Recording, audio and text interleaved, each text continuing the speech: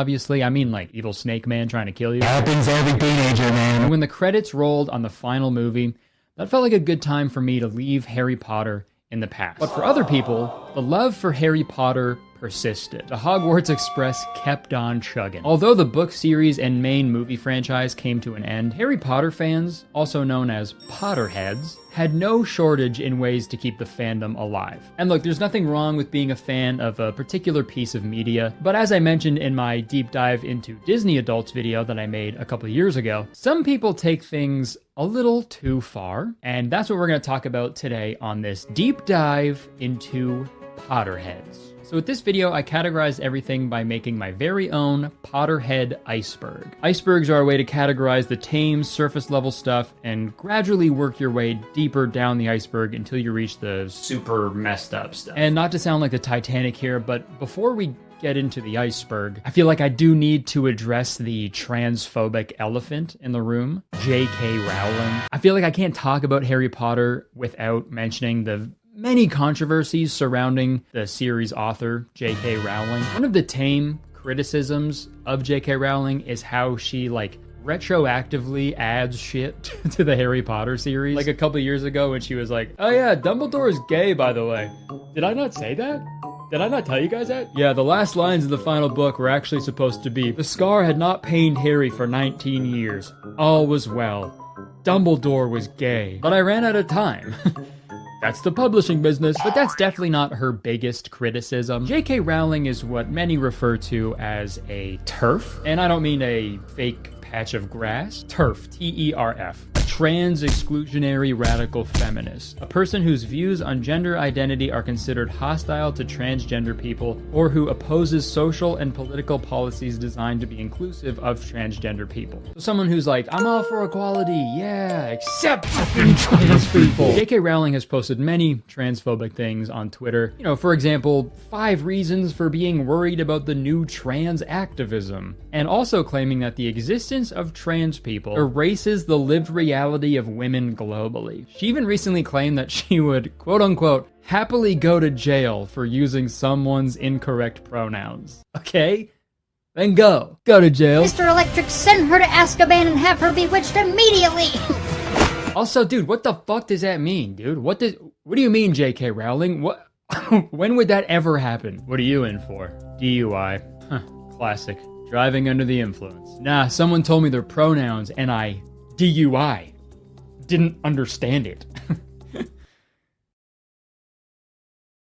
Okay, fine, I grabbed a cop's gun. And all of those transphobic comments are pretty crazy things to say, especially when the main themes in your 7 children's novels were love, acceptance, and belonging. You know, I'd like to believe, since JK's full name is Just Kidding, I assume, that these are all just fucked up jokes, but unfortunately, they're not. She's being serious. And following these statements, a ton of cast members of the Harry Potter films spoke out against her hateful rhetoric and distanced themselves from the franchise. And since then, the topic of separating the art from the artist is always prevalent when anybody is discussing anything related to Harry Potter. And I'm not going to sit here and tell you, what content you should or shouldn't consume. Unless it's my comedy special that premieres tonight, you absolutely should consume that. But when it comes to consuming Harry Potter content that directly supports J.K. Rowling monetarily, I don't know, maybe just don't do that. Life's fine without Harry Potter, It's the fucking same. If you really want to watch children go to school that bad, I don't know, dude. That's a whole other problem you got to deal with. Like, being a die-hard Potterhead pre-transphobia was already, like, a side-eye. But now, dude? That's not a fucking side-eye. That is what's more than, like, a back eye. Fully all the way around. This is me back-eyeing you. Criminal offensive back eye. Okay, sorry. I just feel like I couldn't really make a Harry Potter video without talking about that off the top. So, iceberg time. So this iceberg is 5 levels deep, and the Potterhead mania gets crazier the deeper we go. So the first level is casual Potterhead, watches the movies once a year, knows their Hogwarts house and their Patronus, possibly read the books once. And I feel like this is the majority of the Potterhead fandom. People who know everything about Harry Potter and how they would fit into the Harry Potter universe, but they don't really make it a part of their personality that much. I'd probably say this is the level I operated in when I was a kid. Dude, I remember getting sorted into Hufflepuff when I was a kid and having like a literal existential crisis because I wanted to get sorted into Ravenclaw. Thinking back, I think I fucking cried, which is so embarrassing. For those of you who don't know, there are 4 houses in Hogwarts where the students are sorted into, and each house is associated with certain traits. But to boil it down as simple as I can, Gryffindor is good guys, Slytherin's bad guys, Ravenclaw is smart people, Hufflepuff is everybody else. And it's fucked because like Gryffindor and Slytherin are opposite, right? Good guys, bad guys. So therefore, the other houses should be opposites of each other as well. And if Ravenclaw is smart, then Hufflepuff is... I guess that would mean they're...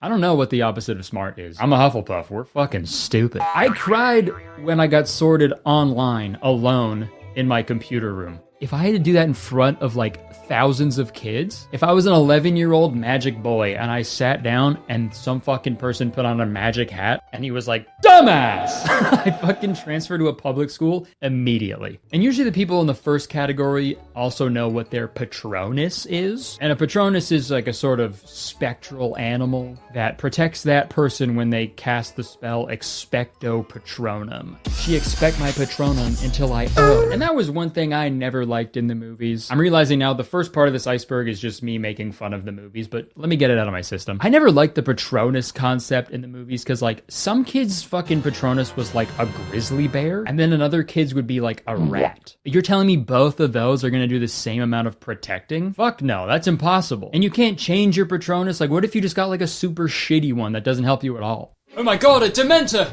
That's okay, I know the perfect spell. Expecto Patronum!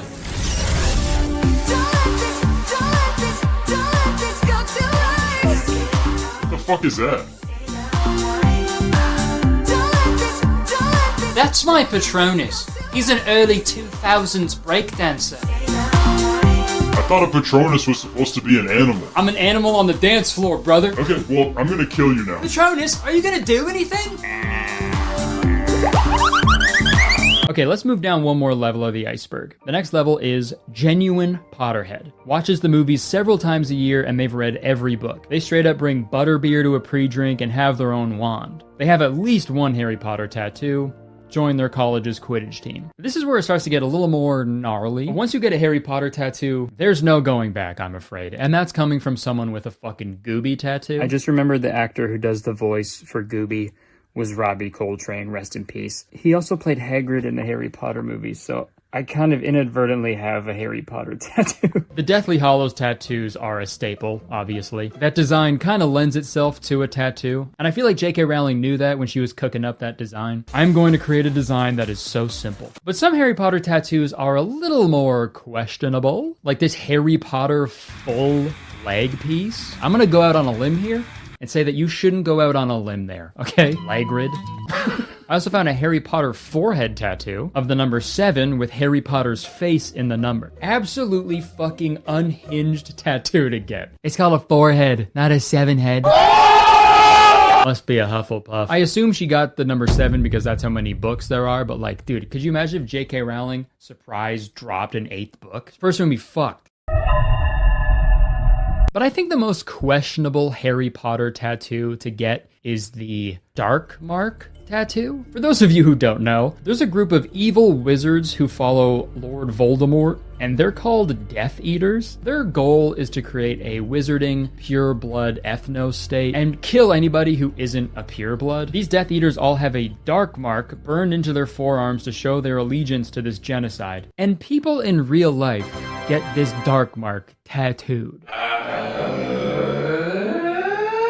What the fuck? And look, you can say it's just fiction all you want, but the message is still the same. It's a genocide. It represents a genocide. If someone has a fucking swastika tattoo, they're not going to be like, oh, I just like the movie Inglourious Bastard. Obviously, I'm not saying anybody with a dark mark tattoo is a Nazi, but like out of all of the things from Harry Potter to get tattooed, that's the thing you got? I'm giving you another back eye. But the last line of this level that I want to talk about is the college Quidditch team, because I had no idea that this was a real thing. In the Harry Potter series, there's a popular sport called Quidditch where everybody flies around on broomsticks and the chasers try to throw the quaffle through the hoops and the keeper tries to block the quaffle from going in the hoops, and the whole time there's these beaters that try to bat away the bludgers that are flying around trying to hit everybody, and there's also these 2 seekers who try to fly around and catch a little magic ball called the golden snitch, because if they catch it, they win the game. If anybody said what I just said pre-Harry Potter, they'd be put in a fucking straitjacket, dude. Yeah, so there's a quaffle,